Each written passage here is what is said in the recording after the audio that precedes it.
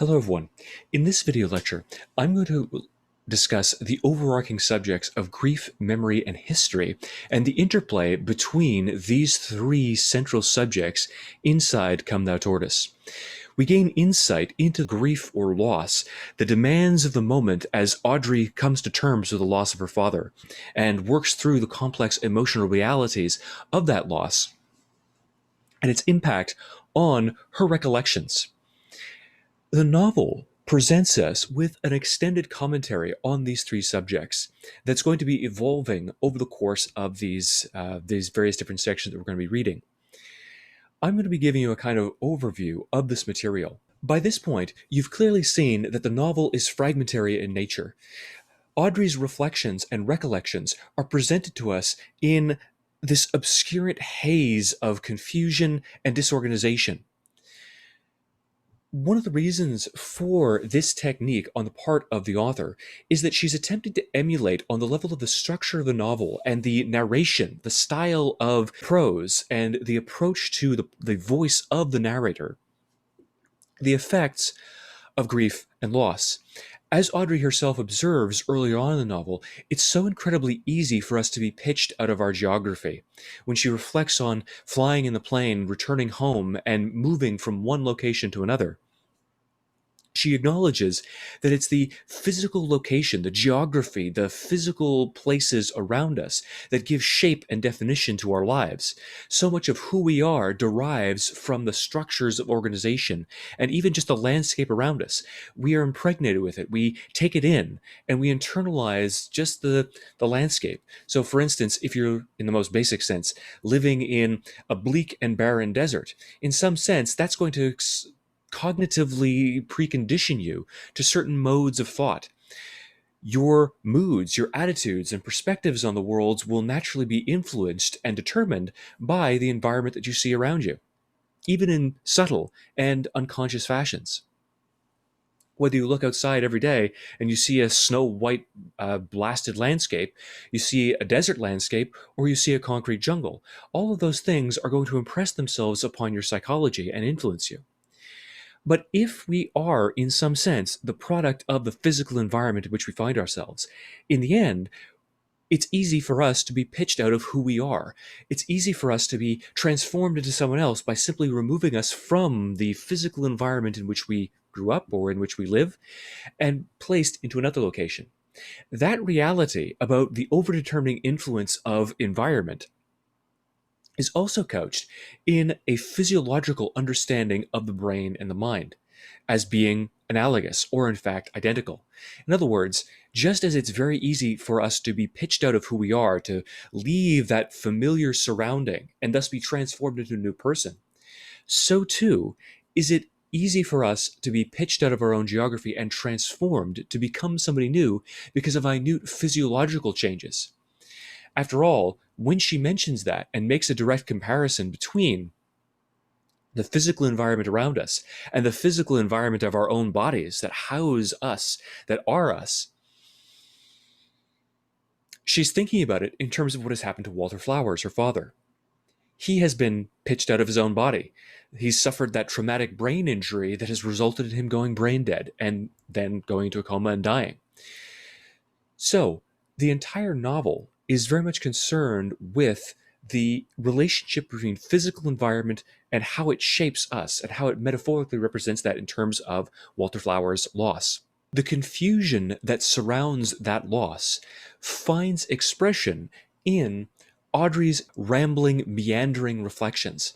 The fact that this novel jumps around between time frames, the fact that her dialogue is mixed into, and in fact all dialogue is commingled with the description of events, the fact that there are no chapter titles or tags, all of that is a conscious choice on the part of the author to reflect the destabilizing influence of grief and loss on Audrey. It's a way, using the techniques of prose style and the structure of the novel, to convey this thematic reality that ultimately grief scatters us and it renders us incapable of logical and coherent thought, just as the novel loses a kind of coherence and logic. It becomes difficult to parse out people's thoughts and the environment, or descriptions of the environment, and subjective reactions, or even dialogue, speech. In its confusion, then, the novel also offers us a consistent argument about the nature of history and memory. Oftentimes, when we think about history, we like to conceive of it as a logically comprehensible narrative that leads to a specific point. We narrativize history when we tell it. Let's take, for instance, biography, the genre of literature or of storytelling or nonfiction that Audrey particularly appreciates. We see throughout the text that she fancies herself as a biographer, and she refers to a number of different biographies as well throughout the text, two of which were written by Shirley MacLaine, one of which she's sees the air marshal reading on the plane as she returns home in the first chapter.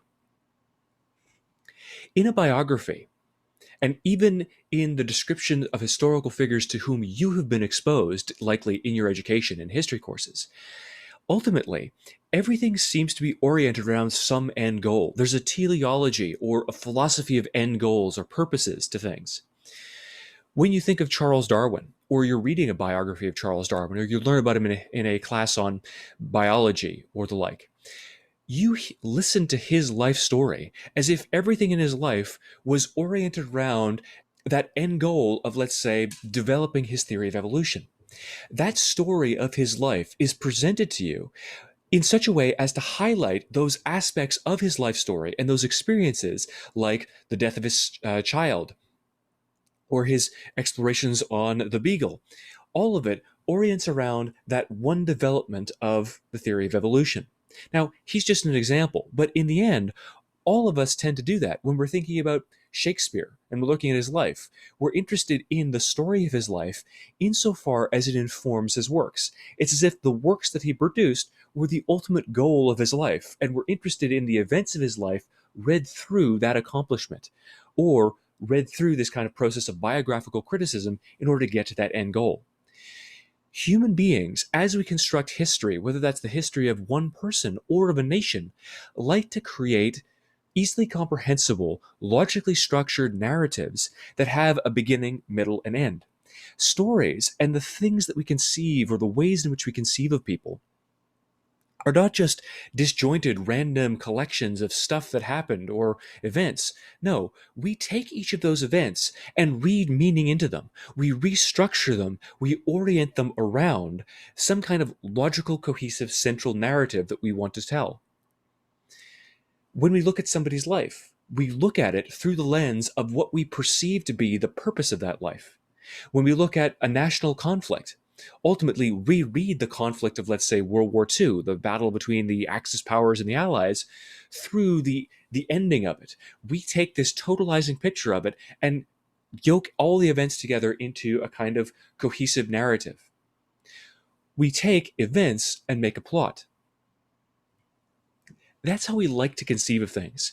We like to think of history as this evolving logical narrative with a beginning, middle, and end. This story and Audrey's memories reveals to us a postmodern concern with how we construct history and the way in which we use memory.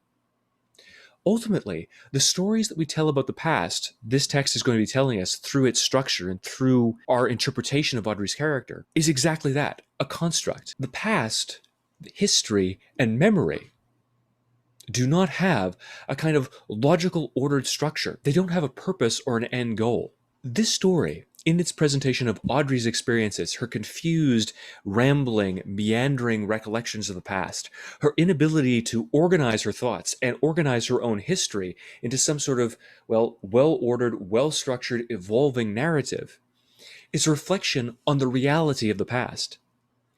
Human beings have this desire to construct a past, to construct a life story for ourselves that makes sense. I did that in the first day when we met to discuss my history. I told you about all those events that led to me becoming a teacher. The professor that I had who inspired me, my encounter with H.P. Lovecraft. It was all oriented around the end goal of explaining who I am as a person by way of my experience as a teacher and those things that led me to become a teacher.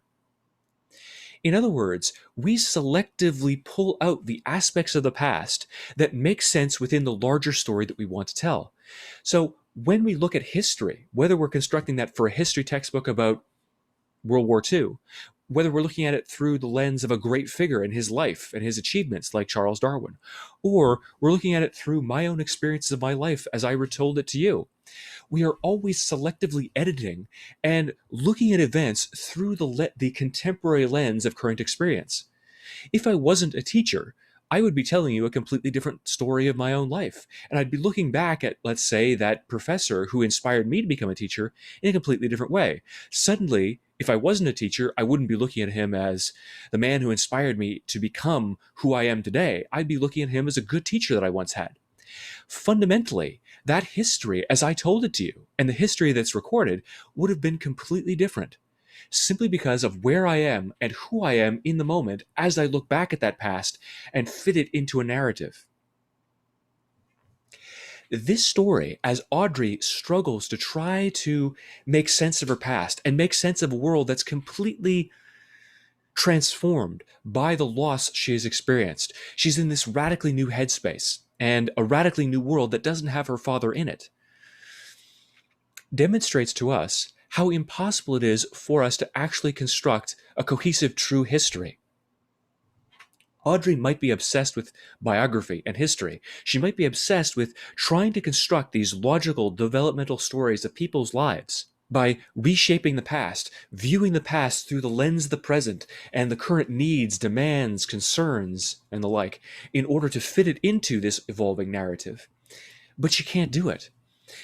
Everything that she tells us, the life story that she presents, is jumbled up and muddled. And it consciously foregrounds the fact, on the part of the author, that everything that Audrey experiences in the past is filtered through the lens of her current experience. Her emotional state, her experiences, and her needs and fears in the moment find expression in the flashbacks that she presents to us. The flashbacks that we get are, in fact, a reflection of Audrey's current emotional experience. We'll look at specific examples of that as we go on, and you'll see that I'll have a few questions about that, about how Audrey, the current narrating Audrey, and her emotional experience, needs, fears, and desires actually influence how she recalls the past and what she recalls. And they do. That is largely a thematic commentary of this novel. The author is telling us that ultimately the history is constructed not based on what really happened. The stories of the past are so overdetermined by our current needs that it's completely almost like a fiction that we construct that leads us to the place where we are. Charles Darwin had this objective in his life of coming up with his theory of evolution by natural selection. As a result, everything that we see and everything that we select, that we put into his biography, and the way we frame each of those events suddenly becomes colored and part of this overarching narrative that leads to that culminating point of his life, the objective of his life. We assign meaning to the life story that's constructed for a person. But this story, as Audrey tries to do that for herself, seems to suggest that process is always flawed and failing. We can never construct a logically comprehensible theory of our own life or story of our own life because we don't really have control over it. The shifting and ephemeral whims of the moment, that is, the always changing whims and desires, feelings of the moment, that don't have real substance are constantly influencing how we reframe the past and how we construct the life story that we're trying to tell cohesively.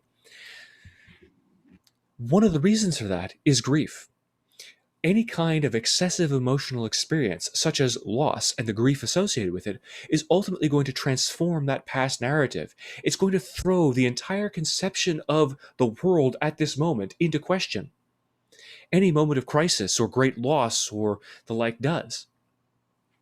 You move from living in one world, not the world that exists external to yourself, but the world that you construct in your own mind, the perception of the world that you have, into a completely new one. You've lost your grapple or your hold of the world that existed, and you've moved into a new one because of loss, because of grief. And in that new world, as you're questing to understand how that world operates, You reach back into the past and reformulate the past through your current experience. And that loss, that grief, that pain, and those fears that Audrey experiences in parallel with us as we deal with the past are going to influence how Audrey engages with her flashbacks, what she remembers, how she remembers it, and why. In the next series of video lectures, I'm going to delve into specific examples of this approach to the past and this postmodern concern with the constructiveness of knowledge. In other words, in the postmodern perspective, postmodern is merely a descriptor for a particular brand of philosophy, contemporary philosophy. Postmodernism calls into question the nature of meta-narratives. Meta-narratives are like those grand, exceptionally large narratives that we apply to the universe to understand it.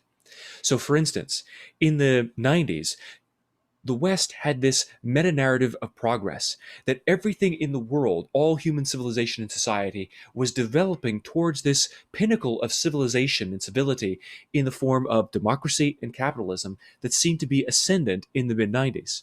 That was the meta-narrative about capitalism and democracy as governmental and economic systems in the 90s. Postmodernism as a philosophy holds tremendous distrust of grand meta-narratives, of taking these large conceptual schemes, these schemes that we use to understand the world and apply to the world in order to make sense of things and organize them. Postmodernism holds that these things have to be called into question, that they don't really exist. They don't have substance in themselves. They're really just constructs that we apply onto the world to organize all those messy facts. Because of this presentation of a disjointed, fragmentary past on Audrey's part, and because all of her contemporary experiences influence the past that she presents to us. In fact, that past becomes filtered through her unreliable narration and her current needs and fears. Because of those things, the novel presents a postmodern view of history in that history is never really valid, genuine, or real. It's always constructed by us, by somebody with biases and perspectives on the world that are failing. So we have no ability to construct a consistent and true narrative, not in our own life, not in Audrey's life as she struggles with this fragmented memory, and not in the world with respect to entire civilizational structures. Now, that may not be true. That's what the novel is saying. But postmodernism is not something that should be embraced wholesale. It's not something that is objectively true. You can disagree with this perspective on history and how it functions. And in fact, I would encourage you to do so. But those are seemingly the commentaries on history, memory, and emotional experiences in the present, how history is shaped and redefined and restructured around the needs of the moment that seem to be conveyed by this text. In the next video, we'll take a look at specific examples of how the narrating adult Audrey reads her current experience into her past experience and reformulates her past, creates a kind of substitute past for herself to better understand and make sense of the world that has been thrown into chaos as a result of her father's death.